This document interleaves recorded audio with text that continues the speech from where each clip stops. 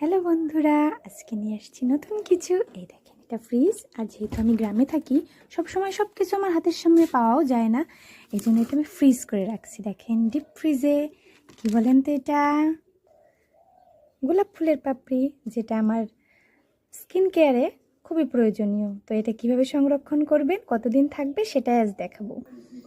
এই যে দেখেন, এই মাত্র এটা ফ্রিজ থেকে নিয়ে আসলাম, ডিপ ফ্রিজে রাখছিলাম ফ্রিজ করে আরও 2 দিন আগে। তো দেখেন, দেখাচ্ছি, ওয়েট।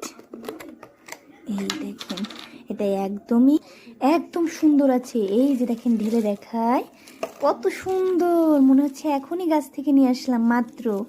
এটা আপনি আপনার বিউটি টিপসে, স্কিন কেয়ারে ব্যবহার করতে পারেন, যেটা ফ্রিজে অনেক দিন সংরক্ষণ করতে পারেন। ডিপ ফ্রিজে এরকম কৌটায় করে রেখে অনেক সুন্দর। দেখেন কত হেল্পফুল। ভিডিওটা কেমন লাগলো অবশ্যই শেয়ার করবেন, কমেন্ট করবেন। টাটা।